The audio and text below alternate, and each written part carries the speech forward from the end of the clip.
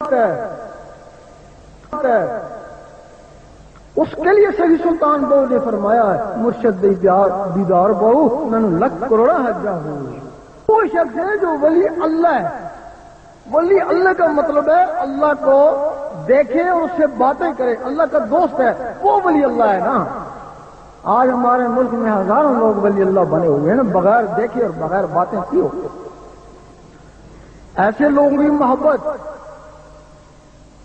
ایک کتے کو حضرت قطبیر بنا دیتی ہے, اور ایسے لوگوں سے دشمنی ولیم بہت بڑے عابد کو اصحابہ کہف کے کتے کی شکل میں دوزخ میں لے گئے.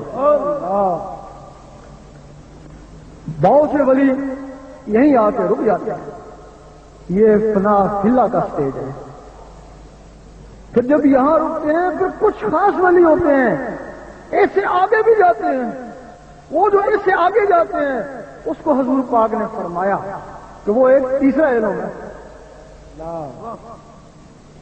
پھر وہ آگے جب جاتے ہیں پھر دیکھتے ہیں کہ جن کے لیے شیعہ حضرات کہہ رہے تھے, کب سے شور مچا رہے تھے کہ 40 پارے ہیں, پھر جب وہ ولی اسے آگے جاتا ہے تو پھر وہ 10 پارے اس کو ٹکراتے ہیں. تو جب 10 پارے ٹکراتے ہیں پھر یہ قرآن مجید اور وہ پارے کچھ اور, یہ کچھ اور بتاتا ہے پھر وہ کچھ اور بتاتا ہے. یہ قرآن مجید فرماتا ہے اٹھتے بیٹھتے عطا کرتے لیتے میرا ذکر کر, اور وہ پارے کہتے ہیں اپنا وقت ضائع نہ کر, اسی کو دیکھ لینا اس کی یاد آئے تو. وہ یہ قرآن مجید فرماتا ہے نماز پڑھ ورنہ گنہگار ہو جائے گا. تو وہ کہتے ہیں اگر تو نے نماز پڑھی تو گنہگار ہو جائے گا. وہ پوچھا یہ کیسے؟ کہنے لگے فرض کیا تو رب کے دیدار میں ہے, رب سے باتیں کر رہے ہیں, نماز کا وقت آیا, تو نے نماز رب کے دیدار کو چھوڑ دے نماز پڑھی تو گناہ ہی کیا نا. انہوں نے کہا جب نماز کا وقت آئے بس اسی کو دیکھ لے جس کی نماز ہے. ایک واقعہ ہے, ایک دفعہ مجد الحسین رحمۃ اللہ مسجد میں گئے, ایک آدمی سو رہا ہے. عصر کے بعد پھر گئے, دیکھا سو رہا ہے, سمجھے نماز پڑھ کے سویا ہوگا. آپ عصر سے مغرب تک مسجد میں رہتے, مغرب کی اذان ہو رہی ہے تو وہ سو رہا ہے. آپ نے اس کو جھنجھوڑا, بولا اٹھ, یا تو مسجد سے نکل جا یا نماز پڑھ. وہ فوراً اٹھا, وضو کیا, جماعت کھڑی ہونے والی تھی, بلند آواز سے کہا امام صاحب ٹھہر جائیں. امام صاحب سہم گئے. اس نے فوراً دیکھتی 2 رکعت سنت وقت فجر, لوگ دیکھتے ہیں تو فجر کا سماں ہو گیا. پھر اس نے زور کی نماز پڑھی, زور کا سماں ہو گیا. پھر عصر کی نماز پڑھی. ایک راوی لکھتا ہے کہ سورج واپس لوٹ آیا. اس وقت اس نے کہا مجدد صاحب آپ تو صاحب نظر تھے, بہتر تھا مجھے جگانے سے پہلے میرا حال دیکھ لیتے, میں تو اسی کے پاس تھا جس کی تم نماز پڑھی. پھر اس قرآن نے کہا کہ ذرا بھی پانی پیے گا تو تیرا روزہ ٹوٹ جائے گا.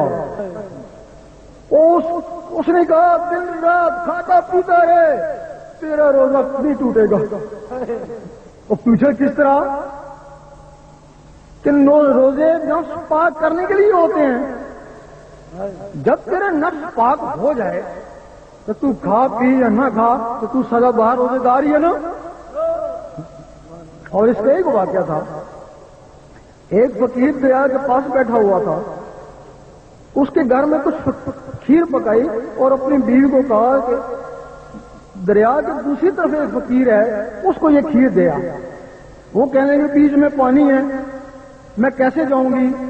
کہ تو دریا کو کہنا کہ مجھے اس شخص نے بھیجا ہے جس نے 12 سال سے اپنی بیوی کو ہاتھ نہیں لگایا, وہ تجھے رستہ دے دے گا.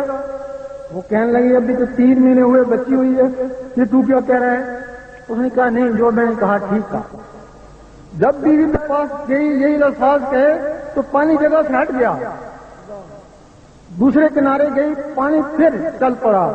اب اس فقیر کو کھیر دی, اس فقیر نے کھیر کھائی. اب کہنے لگی میں واپس کیسے جاؤں؟ کہ دریا کو یہ کہنا ہے کہ میں اس کے پاس سے آ رہی ہوں جس نے 12 سال سے کچھ نہیں کھایا. کہنے تو نے میرے ساتھ جو بھی کھیر کھائی، انہوں نے کہا تو اس بات کو چھوڑ. جب اس نے دریا کو یہ الفاظ کے تو پانی پھر اپنی جگہ سے ہٹ گیا، مڑ کے اپنے خاوند کے پاس آئی، کہنے لگی میں بڑی تہجب ہوں. تو نے کہا 12 سال سے بیوی کو ہاتھ نہیں لگایا، جبکہ 3 مہینے ہو گئے بچی کو، اور وہ کہتا ہے کہ 12 سال سے میں نے کچھ نہیں کھایا، جبکہ میرے سامنے اس نے کھیر کھائی. لیکن یہ بات سمجھ نہیں آئی کہ تمہارے جھوٹوں میں بھی اتنی تاثیر ہے.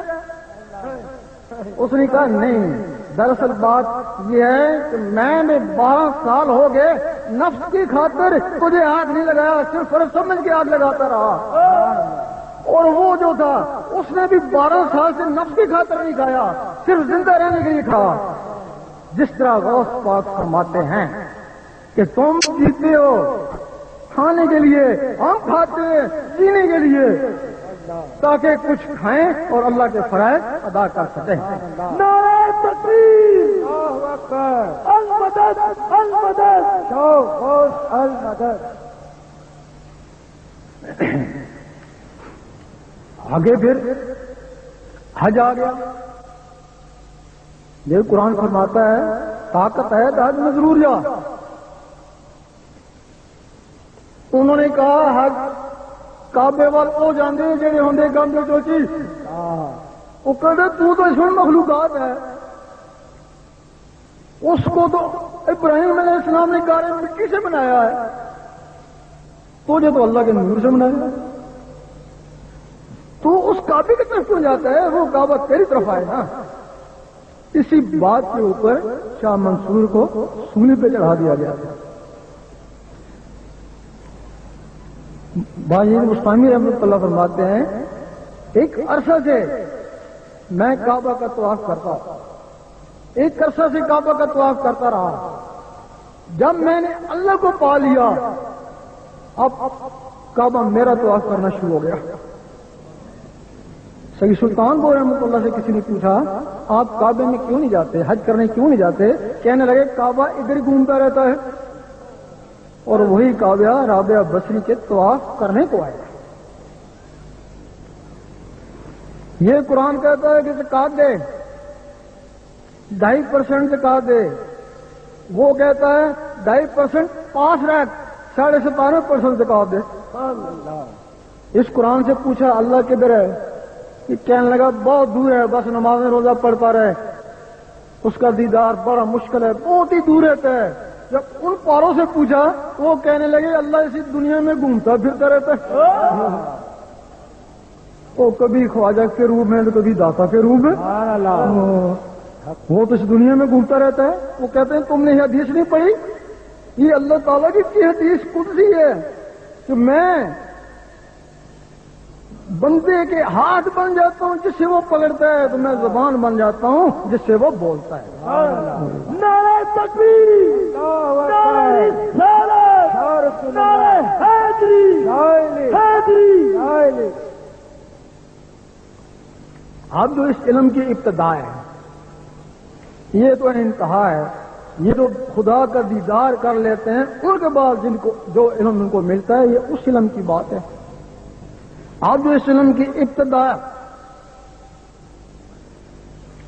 1,24,000 نبی صفاتی اسماء والے مل کر بھی اس میں ذات والے کو نہیں پہنچ سکے،